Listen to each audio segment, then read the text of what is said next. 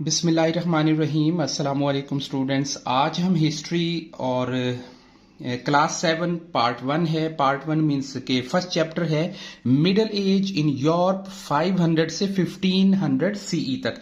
सबसे पहले ये जो मिडल एज है स्टूडेंट्स, हमें इसका कंसेप्ट क्लियर करना है कि अगर ये मिडल एज है तो क्या इससे भी पहले कोई एज थी, और इस एज है, जाहिर है मिडल तो सेंटर में होता है, तो इससे पहले भी कोई एज होगी और इसके बाद में भी कोई एज होगी। तो कोई भी स्टूडेंट जो वीडियो देख रहा है वो मुझे कमेंट में बताइएगा कि बेसिकली एज क्या होती है, या हम कॉमनली ये कह सकते हैं कि why human history is divided into the different ages, कि इसे अलग अलग एजेस में ह्यूमन हिस्ट्री को क्यों डिवाइड किया जाता है। मैं आपको इसका आंसर देता हूं, because it becomes the easier to study and understand, कि इसे हम स्टडी करने के लिए और इजीली अंडरस्टैंड करने के लिए इसे हम डिफरेंट एजेस में करते हैं। अब मुझे एक क्वेश्चन का आपने आंसर देना है कि अगर एजेस हमने डिवाइड कर दी हैं ह्यूमन हिस्ट्री को इजियर करने के लिए, तो ये जो टाइम पीरियड होते हैं ये क्या होते हैं। तो इसका आंसर आपने मुझे देना है। अब हम चलते हैं अपने रेगुलर पेज नंबर 2 की तरफ। स्टूडेंट हमें मिडिल एज का चैप्टर नंबर 1 और इसकी जो आज हमने हेडिंग सॉल्व करनी है, आज हमने इसे रीड करना है, वो है introduction to ancient civilisation.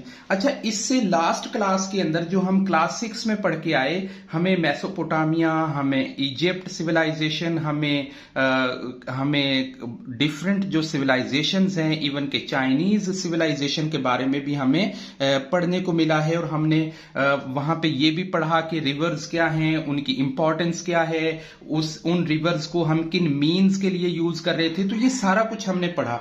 Basically ये हमारा फर्स्ट चैप्टर 2 से 3 पॉइंट को हाईलाइट करेगा। नंबर 1 हमें यह बताएगा कि किस तरीके से जो रिवर है, जो दरिया होते थे, आज से काफी अरसे साल पहले उनकी इंपॉर्टेंस क्या थी। जैसे आज हमारे पास जो रोड्स हैं उनकी इंपॉर्टेंस है, सेम लाइक उसी तरह से आज एक रोड ब्लॉक हो जाए तो कितनी दिक्कत परेशानी आ जाती है, उसी तरह से यहां से। सो हम रीड करते हैं, लेकिन रीड करने से पहले मैं आपको एक डार्क एज के बारे में बता दूं। डार्क एज के बारे में हम थोड़ा क्लियर कर लें कि देखें, हमें मिडिल एज का तो पता है, प्री हिस्ट्री का पता है, मॉडर्न ईरा का पता है, तो ये डार्क एज बेसिकली क्या है। अच्छा स्टूडेंट्स, ऐसा है जो टाइम था, आप ये कह लें कि जो रोमन एम्पायर थी उसमें जवाल आ रहा था, और उसके बाद क्या हो रहा था कि आहिस्ता आहिस्ता जो कल्चर है, जो एडवांसमेंट है, जो फ्लोरिशिंग है, जो साइंस के अंदर थोड़ी थोड़ी इंप्रूवमेंट हो रही थी, उस एज को हम डार्क एज कहते हैं। यानी वो टाइम जिसके अंदर रोमन एम्पायर के बाद कुछ पॉलिसीज डेवलप हो रही थी और साइंस और टेक्नोलॉजी की इंपॉर्टेंस बढ़ रही थी, और आहिस्ता आहिस्ता साइंस के अंदर इजादात होनी शुरू हुई थी, तो उसे हम कहेंगे वो डार्क एज है। साथ के साथ स्टूडेंट्स, मैं आपको एक छोटा सा पॉइंट और हाईलाइट कर देता हूं कि देखें, कुछ हिस्टोरियंस कहते हैं कि अब तक की ऑलमोस्ट हमारे पास 5 जो एजेस हैं वो आ चुकी हैं, जिनमें प्री हिस्ट्री एक एज है, क्लासिकल एक एज है, मिडिल हिस्ट्री एक एज है, अर्ली मॉडर्न एज एक है, और जिसे हम कह रहे हैं जो मॉडर्न एज, जिसमें आज हम सरवाइव कर रहे हैं, ये है। और कुछ हिस्टोरियंस के नजदीक ये 6 के करीब है। Some of the well-known civilizations of the world began and flourishing near rivers because the people could access water and find food by hunting and fishing. अच्छा, रीजन ये है, क्वेश्चन ये किया जा सकता है, why people live near the river banks, के question अगर हमें ये आता है तो हम ये कह सकते हैं, हमारा ये सॉलिड आंसर होना चाहिए according to the book reading, कि ये फ्लॉरिश हो रही थी, ये फल फूल रही थी, इनमें डेवलपमेंट हो रही थी, क्योंकि रिवर के नजदीक लोगों को वाटर की और फूड फाइंड, मतलब खुराक को तलाश करने के सोर्सेज ज्यादा थे। सो लोग वहां पे फिशिंग करते थे, हंटिंग करते थे। अब हंटिंग कैसे कि वहां पे बर्ड्स भी आ रहे थे, वहां पे कुछ एनिमल्स थे जो पानी पीने के लिए आते थे, तो वो एक, यूं कर लें कि वो एक ट्रैप था, सोर्स ऑफ हंटिंग था, सोर्स ऑफ फूड था, सोर्स ऑफ फिशिंग था। पीपल डिवेल्प्ड एग्रीकल्चर, कि लोगों ने, उस टाइम के लोगों ने एग्रीकल्चर को भी डेवलप किया as they learned the alluvial soil deposited near river banks वो suited place grow food crops के ये जो जमीन होती थी दरियाओं के नजदीक। अब ऑलिवल क्या होता है? Basically this is the mixture of the sand and the soil, कि ये रेत और मट्टी और उसका कुछ मिक्सचर होता है जो कि बहुत ज्यादा आप यूं कह लें कि फर्टाइल और रिच किस्म की सॉइल होती है जिसमें फसलें बहुत अच्छी ग्रो करती हैं। वहां पे फर्टिलाइजर्स की जरूरत नहीं होती है, वो नेचुरली तौर पे ग्रो करना उनके लिए आसान हो जाता है। जैसे हम अपना कॉमन उर्दू के अंदर नहीं कहते भल वाली मट्टी जिसके अंदर हम पौधे लगा रहे होते हैं, जब हम नर्सरी से कोई पौधा लेके आते हैं तो नर्सरी वाले कहते हैं कि आपने इसे भल वाली मट्टी के अंदर लगाना है, तो वो वाली मट्टी जो होती थी वो डिपॉजिटेड नियर रिवर बैंक के ये दरियाओं के करीब होती थी। बिकॉज दरिया जब चलते थे तो अपने साथ साथ जो है, जैसे हम ज्योग्राफी की क्लास के अंदर भी अब ये पढ़ेंगे क्लास 7 के अंदर, कि किस तरीके से जो है वो डेपोजिशनल जो प्लेन्स बन रहे थे या प्लेन आते थे, दरियाओं के जरिए मट्टी आती थी तो वहां से वो क्रिएट होते थे। River also provided the means. अच्छा, मीन्स का मतलब होता है जराए। मतलब जराए कैसे? कि ये एक मीन था ट्रांसपोर्टेशन का, कि एक दरिया के जरिए बोट में सवार होके आप एक जगह से दूसरी जगह जा सकते थे, ये एक मीन है। ये ट्रेड का भी मीन यूज होता था कि आप यहां से मुख्तलिफ किस्म की जो चीजें हैं, अजनास हैं, क्रॉप्स हैं, मटेरियल्स हैं, लेदर हैं, उनको आप एक शहर से दूसरे शहर लेके जाते थे। तो ये मीन का मतलब हो गया जराए, वो सोर्सेज जिनके जरिए एक चीज को हम दूसरी जगह पे पहुंचा देते हैं। एग्जाम्पल के तौर पे आज के टाइम में मॉडर्न मीन्स क्या है? एरोप्लेन, ट्रेन्स, बसेस, रोड्स, ये सब ट्रांसपोर्टेशन के मीन्स हैं।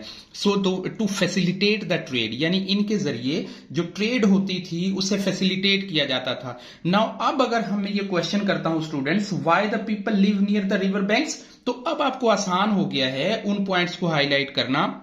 बिकॉज दे फाइंड फूड, वो हंटिंग कर रहे थे, वो डेवलप कर रहे थे एग्रीकल्चर को, वहां से उनको फूड की एक्सेस हो रही थी। सो अब हम नेक्स्ट पैराग्राफ के चलते हैं। अगर हमारा ये कंसेप्ट क्लियर हो गया है, the early river valley civilization including Mesopotamia civilization. अब हमें ये बताया जाएगा इस पैराग्राफ में कि जब इनकी इंपॉर्टेंस हो गई तो इसी इंपॉर्टेंस की वजह से तो Indus valley civilization Indus river के करीब आ गई, इजिप्ट सिविलाइजेशन नील रिवर के करीब आ गई, चाइनीज सिविलाइजेशन येलो रिवर के करीब आ गई, और मेसोपोटामिया टाइग्रस और इफारेट के करीब आ गई। अच्छा, टाइग्रस को उर्दू जबान में कहते हैं दजला और इफारेट को कहते हैं अराफात। अच्छा, ये टाइग्रस इफारेट ये टाइगर हो गए। नेक्स्ट है स्टूडेंट्स रोमन सिविलाइजेशन, ये पेज नंबर 2 पे है। अच्छा, जब हमने, अब ये हमारी बैक हिस्ट्री हो गई। बेसिकली ये मिडिल एज से पहले की हम बात करें। अब मिडिल एज ने स्टार्ट होना है, यहां से इस पैराग्राफ से मिडिल एज ने स्टार्ट होना है। बेसिकली हमने इससे पहले जितनी एंशिएंट सिविलाइजेशंस हैं वो कर लिए। अब हमारे सामने कुछ यूरोप का पार्ट आएगा और मैक्सिमम बल्कि यूरोप का पार्ट हम पढ़ेंगे। तो in Europe the Roman civilization grew near the Tigris river as like comparatively, यानी जैसे यहां पे रिवर्स का यूज हुआ था किसके लिए? फ्लोरिशिंग के लिए, हंटिंग के लिए, फिशिंग के लिए। तो जो रोमन सिविलाइजेशन है वो भी टाइबर रिवर के करीब जनरेट होती है, यहां पे उसको फ्लोरिशमेंट मिलती है। The Mediterranean sea route connected the ancient Roman Empire with the other region of the trade। यानी ये जो मेडिटेरियन सी है, बेसिकली ये यहाँ ये जो अंदर बॉक्स में चीज हमें नजर आ रही है, ये मेडिटेरियन सी है, यहाँ पे ये ब्लैक सी है। सो ये बेसिकली रूट यूज होता था ट्रेड के लिए, सफर तिजारत के लिए, ट्रेवलिंग के लिए। So the Roman empire to the trade, like जैसे हमने यहां पे ट्रेड का ये फैसिलिटेट द ट्रेड मीन्स, तो यहां पे भी वही है, कंफ्यूजन कोई नहीं है। Rome the capital of the Roman empire, पहली चीज जो हमें पता चली, जैसे बेबीलोनियन एम्पायर जो सिविलाइजेशन थी, वो बेबीलोनियन एम्पायर ने अपना एक खड़ा किया था, मेसोपोटामिया ने खड़ा किया था, इसी तरह से इजिप्ट ने किया था। सो रोमन एम्पायर का जो कैपिटल है वो रोम है। ये हमारे एमसीक्यूज के अंदर भी क्लियर हो गया, ये बात हो गई।